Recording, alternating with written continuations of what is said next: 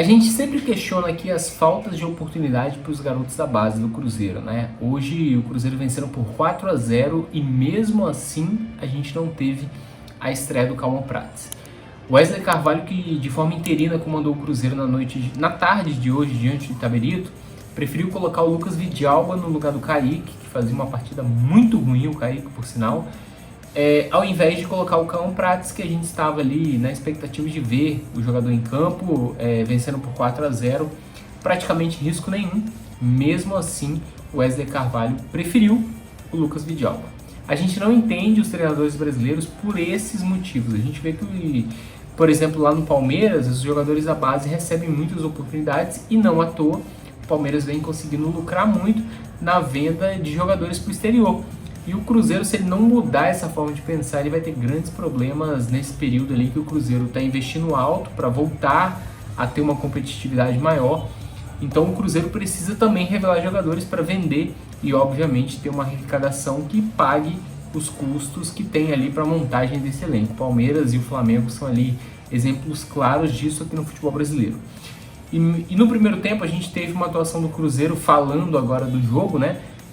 Bem diferente do que era com o Fernando Diniz. O Cruzeiro propôs ali o jogo de uma forma intensa, né? Conseguiu abrir 4 gols de vantagem, com 3 do Gabigol, né? O Gabigol marcando aí os primeiros gols com a camisa do Cruzeiro. Mas aí no segundo tempo o Cruzeiro teve uma queda de rendimento. Parece que a equipe voltou a lembrar ali do estilo de jogo do Fernando Diniz. O Cruzeiro tocava uma bola de uma forma exagerada no setor defensivo, dava muitas oportunidades para a equipe do Itabirito.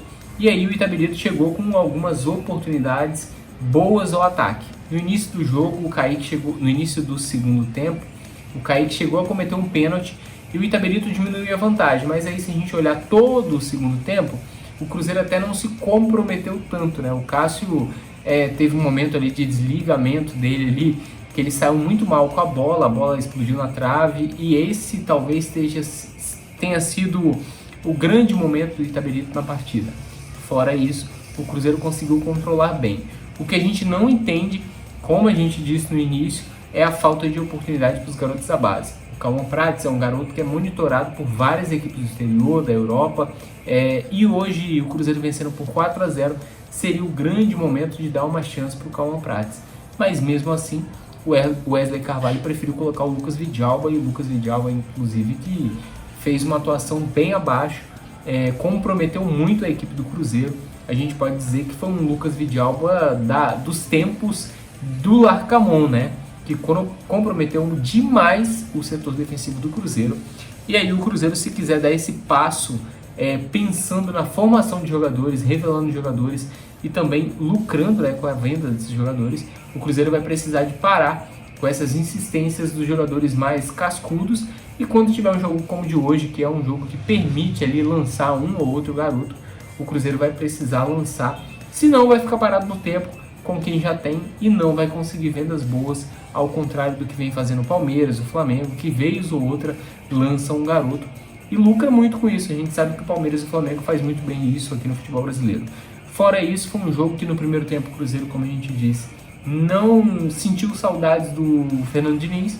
No segundo tempo teve algumas falhas ali da era Diniz, mas isso certamente com um novo treinador o Cruzeiro vai melhorar e vai consertar esses problemas para a sequência da temporada. Comenta aí o que você achou do jogo, curte o vídeo e siga aí o Diário Celeste para você não perder nada sobre o Cruzeiro.